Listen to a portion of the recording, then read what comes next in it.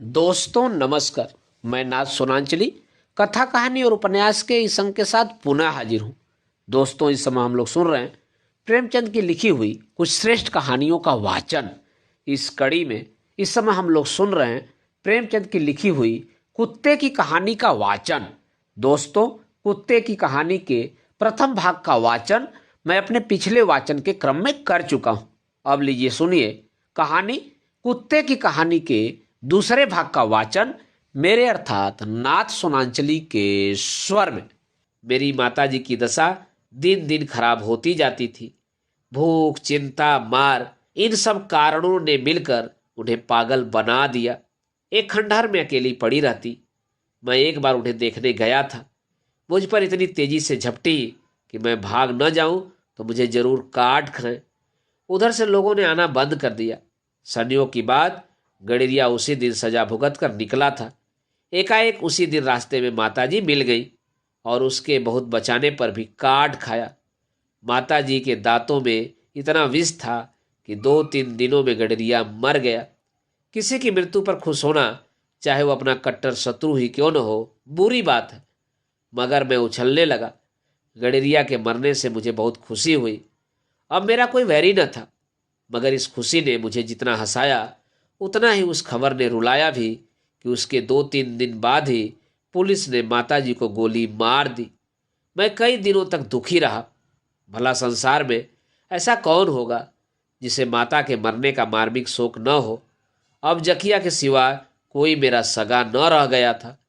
उस समय कभी कभी मैं सोचता, देखें हम दोनों का अंत कैसे होता है। यद्यपि उस समय मैं खाने पीने से सुखी था और जकिया दुखी, मगर संतोष इतना ही था कि कहने को भाई तो है, कभी उसके भी दिन फिरेंगे। पहले उसने सुख भोगे, मैंने दुख झेले। अब मैं सुख भोग रहा हूं और वह दुख। किसी के दिन बराबर नहीं जाते। जब कभी जकिया पंडित जी के दरवाजे पर आता तो मैं कभी चिढ़ता न था। वह तो डरता था कि कहीं यह बदला न ले, मगर मैं वहां से टल जाता कि वह निश्चिंत होकर खा ले। कभी कभी मुझे अधिक भोजन मिल जाता तो मैं मुंह में रखकर जकिया के पास पहुंचा देता। वह दिखावे में तो प्रसन्न रहता, मगर दिल में मुझसे बराबर जला करता। अंधेरी रात थी। पंडित जी के घर के सभी लोग कहीं रिश्तेदारी में गए थे। घर पर मैं और पंडित जी थे। पंडित जी तो खर्राटे की नींद ले रहे थे, मगर मुझे नींद कहाँ। बार बार घर का चक्कर लगाता रहता। चोरों ने समझा आज सन्नाटा है। उन्होंने घर के नौकर से सारा भेद ले लिया था। मैं आहट पाकर पिछवाड़े गया तो देखा कि एक दरवाजा खुला हुआ है और कुछ आदमी वहां खड़े होकर चौकन्नी आंखों से इधर उधर देखते हुए धीरे धीरे बातें कर रहे हैं। मैं उनकी बात न सुन सकता था क्योंकि वहां से दूर था। थोड़ी देर में देखा कोई भीतर से थाली लोटा संदूक वगैरह निकाल निकाल कर बाहर के आदमियों को दे रहा है। अब तो सब बातें मेरी समझ में आ गई। मैं बड़े जोरों से भौंकने लगा। इस पर चोरों ने मुझ पर ढेले फेंकने शुरू किए, मगर मुझे उन ढेलों की चिंता न थी। स्वामी का घर लूटा जा रहा है, भला यह कैसे देखा जाता। दौड़ता हुआ बरामदे में पंडित जी के पास गया और उनकी चादर दांतों से खींचने लगा। इस पर उन्होंने मुझे 2-3 लातें जमा ही तो दी, पर मैं बाज न आया। फिर चादर खींची और जोर जोर से भौंकने लगा। तब पंडित जी की नींद खुल गई। अब उनको किस तरह समझाऊं कि तुम्हारा घर लूटा जा रहा है।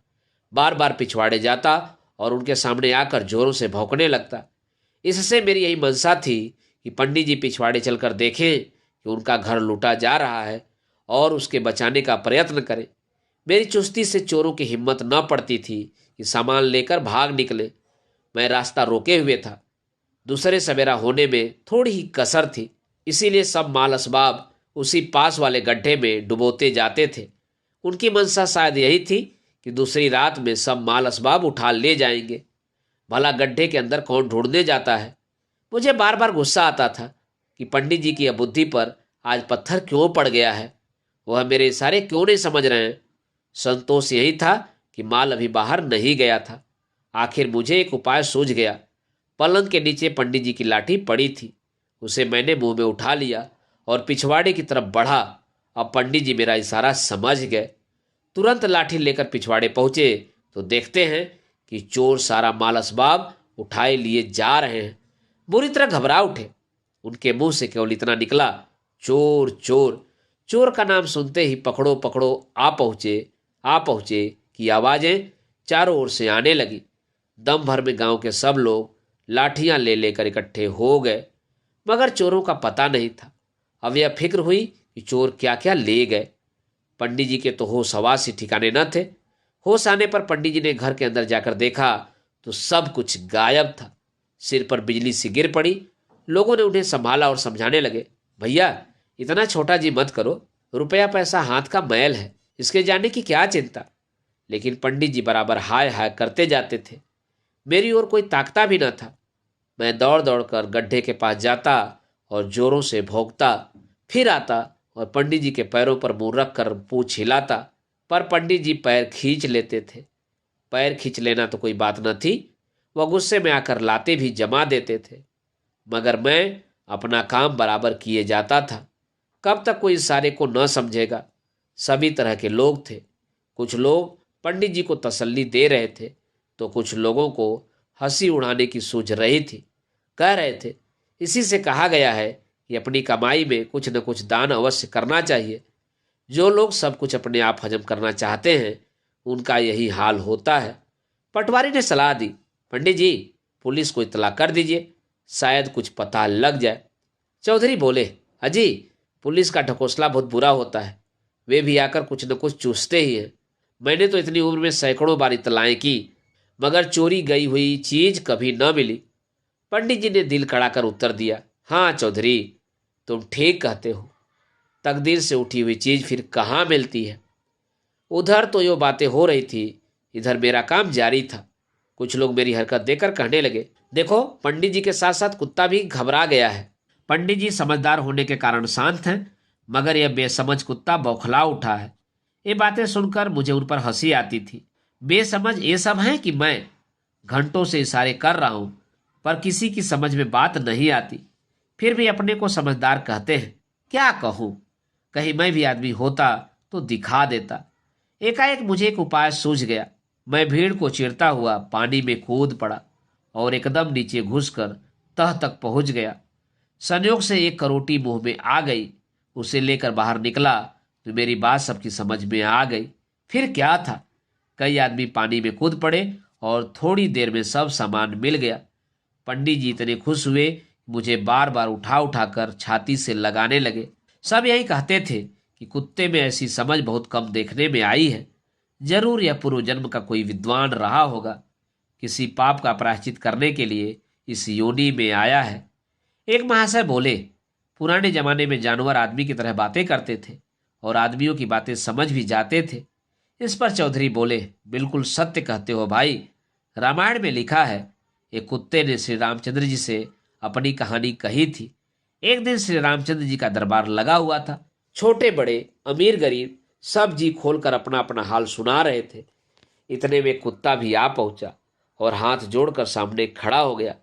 श्री रामचंद्र जी ने पूछा, तू क्या कहना चाहता है? कुत्ते ने कहा, भगवान आज मेरे जीवन का अंतिम दिन है, इसलिए उचित समझता हूं कि आपके सम्मुख आपकी प्रजा को अपने अनुभव की कुछ बातें समझा दो, जिससे वे अपने अपने जीवन में बहुत सी बुराइयों से बच जाएं। कुत्ते की यह ज्ञान से भरी बातें सुनकर सब लोग चकित हो गए। दरबार में सन्नाटा छा गया। श्री रामचंद्र जी बोले, तुम्हारा यह विचार सराहने योग्य है। अगर सभी लोग इसी तरह के ज्ञानोपदेश दिया करें तो मनुष्य का उससे बड़ा उपकार हो सकता है। पहले तुम बताओ कि तुमने यह कैसे जाना कि तुम आज ही मर जाओगे? कुत्ते ने उत्तर दिया, महाराज यह तो मैं नहीं बतलाना चाहता था, लेकिन जब आपने पूछा है तो मुझे बतलाना ही पड़ेगा। मेरा विश्वास है जो जैसा करता है वैसा ही फल भोगता है। आप कृपा कर गूढ़ नामक ब्राह्मण के लड़के को बुलाकर पूछिए कि उसने आज मुझ निरपराध को क्यों लाठी से मारा। अब हुक्म हो तो मैं बैठ जाऊं और बैठकर बातें करूं, क्योंकि मेरी कमर टूट गई है और अब मैं खड़ा नहीं रह सकता। चोट ऐसी गहरी पड़ी है कि जान पड़ता है आज ही मेरा अंत हो जाएगा। थोड़ी ही देर में सिपाहियों ने अपराधी को लाकर खड़ा कर दिया। जब उसे पूछा गया कि तुमने कुत्ते को क्यों मारा तो उसने हाथ जोड़कर कहा, दीनबंधु मैं अपनी राह चला जा रहा था, बीच रास्ते में यह कुत्ता बैठा था। मैंने इसे हटने के लिए कई बार कहा, मगर यह हटा नहीं। इस पर मुझे गुस्सा आया और मैंने एक लाठी तानकर जमा दी। श्री रामचंद्र जी ने पूछा, अगर यह कुत्ता रास्ते में बैठा था तो तुम किनारे से क्यों नहीं निकल गए? भगवान, मुझसे यह भूल हुई। श्री रामचंद्र जी बोले, और गुस्सा भी आया तो लाठी इतने जोर से क्यों मारी कि इसकी कमर टूट गई? वह बोला, महाराज, मैं अपना अपराध स्वीकार करता हूँ। प्रभु जी जो दंड उचित समझे दे। श्री रामचंद्र जी ने कुत्ते से पूछा, तू इसे क्या दंड देना चाहता है? कुत्ते ने जवाब दिया, न्याय जो दंड दिलाए वही दिया जाए। श्री रामचंद्र जी, हम उसका फैसला तुम्हारे ऊपर छोड़ते हैं। कुत्ता, तो इसे एक हाथी पर बिठाकर घर भेज दिया जाए और नगर के राज मंदिर का महंत बना दिया जाए। यह सुनकर सब लोग अचंभे में आ गए। यह दंड है या पुरस्कार? श्री रामचंद्र जी भी यह रहस्य न समझ सके। पूछा, यह क्या बात है कि जिसने तुम्हारे साथ ऐसा व्यवहार किया उसे तुम यह पुरस्कार दे रहे हो? कुत्ता, भगवान, इसे पुरस्कार न समझिए, यह भयानक दंड है। यह ब्राह्मण बालक अच्छे आचरण का होता तो देवता हो जाता, मगर महंत होने पर यह कुत्ता होगा। श्री रामचंद्र जी, यह क्यों? कुत्ता, यही तो मुझ पर बीत चुकी है। वही कथा कहने के लिए तो मैं आपकी सेवा में आया हूँ। इसके पहले मेरा जन्म भी ब्राह्मण कुल में हुआ था। मेरे पिता भी एक मंदिर में महंत थे। जिस दिन कोई धनी मानी आदमी मंदिर में आने वाला होता उस दिन तो ठाकुर जी खूब सजाए जाते, मगर जिस दिन कोई आने वाला न होता उस दिन मंदिर का दरवाजा भी न खुलता। एक दिन ऐसा ही कोई रईस ठाकुर जी के दर्शन को आया था। पिताजी ने तरह तरह की मिठाइयाँ बनाकर ठाकुर जी को भोग लगाया था।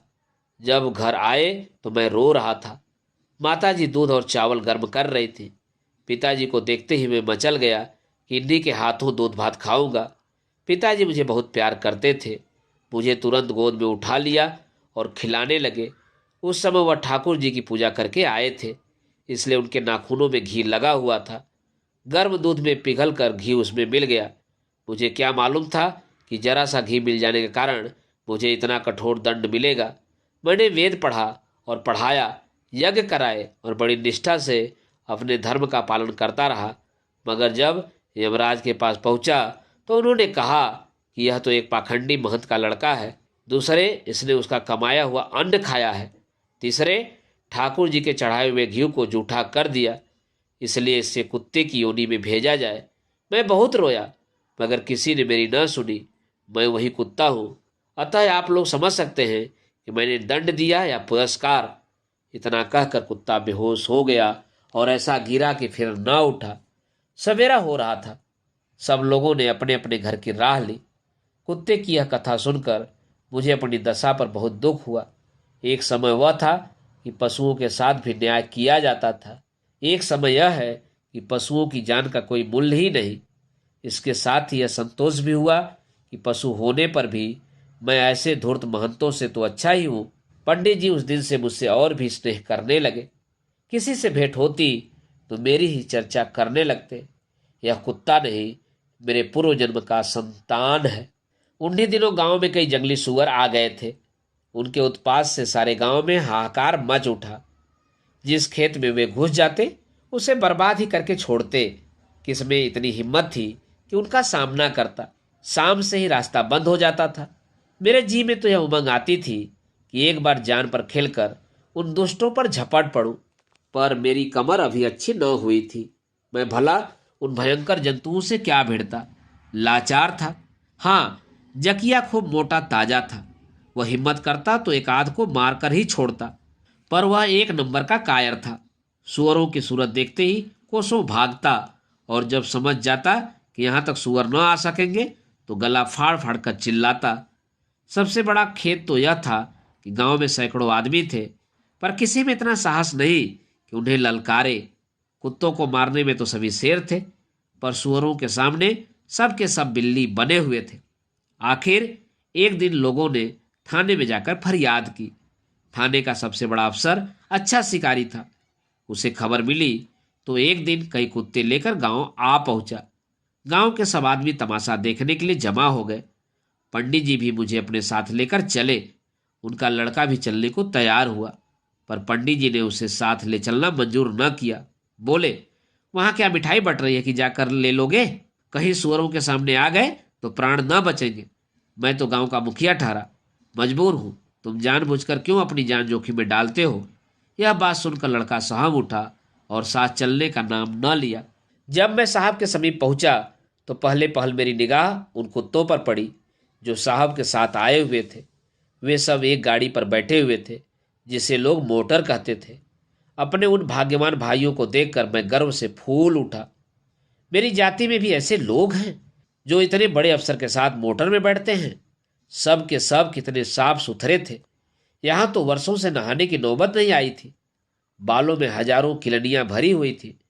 मैं तो अपने भाइयों को देखकर आनंद से फूला न समाता था और मूर्ख जकिया उन्हें देख देख कर ऐसा भौं भौं कर रहा था मानो उसके लिए और कोई काम ही न हो।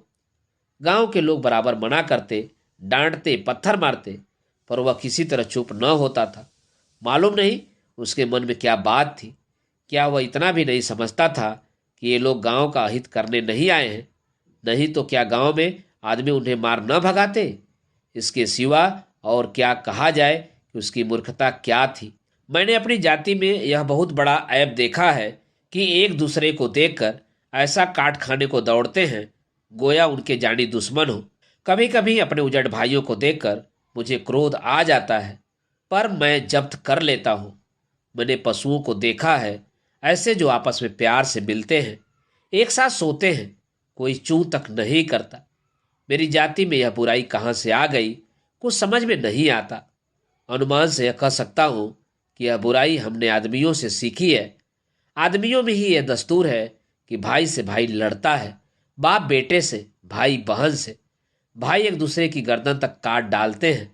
बेटा बाप के खून का प्यासा हो जाता है। दोस्त दोस्त का गला काटता है। नौकर मालिक को धोखा देता है। हम तो आदमियों के ही सेवक हैं, उन्हीं के साथ रहते हैं। उनकी देखा देखी अगर यह बुराई हम में आ गई तो अचरज की कौन सी बात है। हम में इतना गुण तो है कि अपने स्वामी के लिए प्राण तक देने को तैयार रहते हैं। जहां उसका पसीना गिरे वहां अपना खून तक बहा देते हैं। आदमियों में तो इतना भी नहीं। आखिर ये साहब के कुत्ते भी तो कुत्ते ही हैं, क्यों इतने सभ्य और गंभीर हैं? इसका कारण यही है कि जिसके साथ वे रहते हैं उनमें इतनी फूट और भेद नहीं है।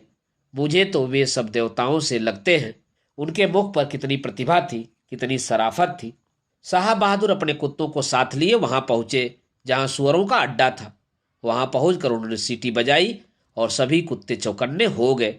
उनकी आंखें चमकने लगी, नथुने फड़कने लगे, छातियां फूल उठी, मानो सब के सब साहब का इशारा पाने के लिए अधीर हो रहे थे। उनका उत्साह अब उनके रोके न रुकता था। सुअरों ने भी शायद समझ लिया था कि आज कुशल नहीं, एक भी बाहर न निकले। जब गांव वालों ने ईख के खेतों में घुस घुस कर शोर मचाना शुरू किया तो एक सुअर बाहर निकला। यह जमघट देखकर वह कुछ घबरा गया। शायद देख रहा था कि किसी तरफ से भाग निकलने का मौका है या नहीं। एकाएक साहब के कुत्ते उस पर टूट ही पड़े। देखते देखते सुअर का काम तमाम हो गया। उनकी यह बहादुरी देखकर लोग वाह वाह करने लगे। मेरे मुंह से भी निकल गया, शाबाश भाइयों, सच्चे मर्द तुम ही हो। अब मेरे दिल में भी उमंग उठी। सोचा एक न एक दिन मरना तो है ही, आज कुछ कर दिखाना चाहिए। आपस में लड़कर या आदमियों के डंडे खाकर मर जाने में कौन बहादुरी है। मैदान में मर भी जाऊंगा तो नाम तो रह जाएगा। इन कुत्तों को भी मालूम हो जाए कि इस गांव में भी कोई वीर है। इतने में एक दूसरा सुअर सामने आता दिखाई दिया। विलायती कुत्ते दौड़े, साथ ही मैं भी चला। वे सब चाहते थे कि पहले हम शिकार तक पहुंचे। मैं चाहता था मैं पहुंचूं। हम सभी जी तोड़ दौड़े और कुछ ऐसा संयोग हुआ कि सुअर पर पहला वार मेरा ही हुआ। शेष सब कुत्ते पीछे रह गए। अगर सुअर डट कर खड़ा हो जाता तो शायद मुझे भागना ही पड़ता, मगर वह हम लोगों को देखकर कुछ ऐसा घबराया कि सीधा भागा। फिर क्या था, हमने उसे पीछे से नोचना शुरू कर दिया। सब के सब कुछ इस तरह चिपटे कि उसे मार कर ही छोड़ा। अब लोगों को भी मालूम हुआ कि मुझ में भी वह जीवट है। साहब भी खुश हुए। उन्होंने मुझे बुलाकर मेरा सिर थपथपाया। पंडित जी भी साहब के पास ही खड़े थे। मेरा सम्मान देखकर खिल उठे। साहब ने पूछा, वेल, यह किसका कुत्ता है? पंडित जी ने हाथ जोड़कर कहा, हुजूर, यह मेरे ही यहाँ रहता है। साहब, आपका कुत्ता बड़ा बहादुर है। पंडित जी ने कहा, सरकार का इकबाल है। बात पूरी भी न निकल पाई थी एकाएक तीसरा सूअर निकला और साहब पर झपटा। साहब के हाथ पांव फूल गए। यदि एक क्षण की और देर होती तो सूअर उन्हें जरूर मार डालता। उनके हाथ में बंदूक तो थी, पर वह ऐसे घबरा गए थे कि उसे चला न सकते थे। मैंने देखा कि मामला नाजुक है। दूसरे कुत्ते दूर थे, मैं वहां अकेला ही खड़ा था। सूअर से भिड़ना जान जोखिम था, पर साहब की प्राण रक्षा करना जरूरी था। मैंने पीछे से लपक कर सूअर की टांग पकड़ ली। उसका पीछे फिरना था कि साहब संभल गए और बंदूक चलाई। सूअर तो गिर पड़ा, लेकिन मुझे बुरी तरह घायल कर गया। घंटों होश न रहा कि कहाँ हूं। जब होश आया तो देखा कि मैं रुई के गद्दे पर लेटा हुआ हूं और 2-3 आदमी मेरे घावों को धो रहे हैं। साहब के बंगले पर मुझे ऐसी ऐसी चीजें खाने को मिलने लगी जिनका ख्याल मुझे स्वप्न में भी न था। पहले कभी कभी सौभाग्य से कोई हड्डी मिल जाती थी, अब दोनों वक्त ताजा मांस खाने को मिलता। कभी कभी दूध भी मिल जाता। खानसामा रोज साबुन लगाकर नहलाता। पहले तो मुझे साबुन का नाम भी नहीं मालूम था, क्योंकि पंडित जी के यहाँ साबुन लगाने का रिवाज न था। अब जज साहब नौकर से कहते, कल्लू को सौंफ से नहलाओ, तो वह कोई टिकिया सी चीज लेकर मेरे गीले बदन पर रगड़ता। उस वक्त मेरे बदन से सफेद फेन निकलने लगता था, ठीक वैसा ही जैसा दूध का फेन होता है। उस फेन से ऐसी खुशबू निकलती थी कि जी खुश हो जाता था। साहब शाम के वक्त मुझे मोटर पर बिठाकर हवा खिलाने ले जाते। मेम साहब भी साथ होती। उस वक्त उनकी बात तो मेरी समझ में न आती, लेकिन बार बार कल्लू का नाम सुनकर समझ जाता कि मेरी ही चर्चा हो रही है। मेम साहब कभी कभी मुझे गोद में उठा लेती और मेरा मुंह चूमती। उस समय मुझे कितना आनंद मिलता था, कह नहीं सकता। मैं भी पूछ हिलाता और उनकी गर्दन से लिपट जाता। अगर वह मेरी बोली समझ सकती तो उन्हें मालूम हो जाता कि हम लोग प्यार का जवाब देने में आदमी से कम नहीं है। कुछ दिन मुझे पंडित जी की याद बराबर सताती रही, लेकिन धीरे धीरे सारी पिछली बातें भूल गई। सुख में दुख की बातें किसे याद रहती हैं। एक दिन शाम के वक्त हम लोग सैर करने जा रहे थे, तो क्या देखता हूं कि बेचारे पंडित जी चले आ रहे हैं। पंडित जी को देखते ही मुझे पिछले दिन याद आ गए। मोटर से कूद पड़ा और उनके पैर पर मुंह रखकर पूंछ हिलाने लगा। पंडित जी ने मेरे सिर पर हाथ फेरा तो मैंने देखा कि उनकी आंखें डबडबा आई हैं। उनके मुंह पर धूल जमी हुई थी, होठ सूख गए थे और पैरों पर मानो गर्द जमी हुई थी। कपड़े मैले हो गए थे। मुझे उन पर दया आ रही थी। साहब ने पूछा, वेल पंडित, है तो अच्छी तरह? पंडित, सरकार की दया है। साहब, क्या काम है? पंडित, हुजूर, क्या कहूं, अपने कल्लू को देखने आया हूं सरकार। जब से यह चला आया है मेरे दुर्दिन आ गए। एक क्षण के लिए भी इसकी सुध नहीं भूलती। इसकी जगह खाली देखकर रोया करता हूं। सरकार, यह मेरे घर का रक्षक था, मुझ पर दया कीजिए। साहब, तो क्या चाहता है? पंडित, यही चाहता हूं कि सरकार कल्लू को अब मुझे दे दे। परमात्मा आपका कल्याण करेगा, इसके बिना मैं कहीं का न रहूंगा। साहब, ओ पंडित, तुम बड़ा मक्कार करता है। हम यह कुत्ता तुमको नहीं दे सकता। इसके बदले में मेरा कोई विलायती कुत्ता ले जाओ। मैं इस समय बड़ी दुविधा में था। पंडित जी का प्रेम देखकर इच्छा थी कि इन्हीं के साथ चलूं, पर यहाँ के सुखों की याद करके जी कुछ हिचक जाता था। साहब ने नहीं कर दी तो पंडित जी निराश होकर बोले, जैसी सरकार की मर्जी। जब कल्लू ही नहीं है तो विलायती कुत्ता लेकर मैं क्या करूंगा? यह कहकर पंडित जी रो पड़े। उस समय मैंने निश्चय किया कि यहाँ रहते हुए भी मैं पंडित जी के घर की रक्षा करने के लिए रोज चला जाया करूंगा। यहाँ कुत्तों की क्या कमी? साहब ने कहा, हम जानता है कि तुम इस कुत्ता को बहुत प्यार करता है और हम तुमको देता, लेकिन हम बहुत जल्द अपने देश जाने वाला है। हाँ, तुम इसका जो दाम मांगो वो हम दे सकता है। पंडित जी ने इसका कुछ जवाब न दिया। साहब को सलाम किया और लौट पड़े।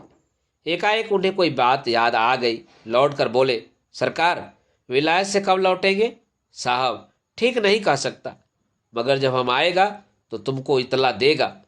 अगर साहब ने मेरे विलायत जाने की बात न कही होती तो मैं पंडित जी के साथ जरूर चला जाता। उनका दुख मुझसे देखा न जाता था। पंडित जी ने एक बार मुझे प्रेम भरी आंखों से देखा और चल पड़े। अब मुझसे न रहा गया। मेम साहब के प्रेम, विलायत की सैर, अच्छा अच्छा भोजन, सब मेरी आंखों में तुच्छ जान पड़े। मन ने कहा, तू कितना बेवफा है।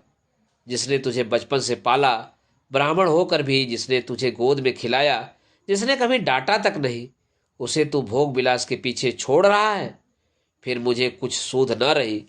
मैं बरामदे से कूदकर पंडित जी के पीछे चल पड़ा, मगर 20 कदम भी न गया होऊंगा कि खानसामा ने आकर मुझे पकड़ लिया और मेरे गले में जंजीर डाल दी। उस समय मुझे इतना क्रोध आया कि मैं खानसामा को काटने लपका, लेकिन गले में जंजीर पड़ी थी, क्या कर सकता था। पंडित जी की ओर लाचारी की निगाह से देखने लगा।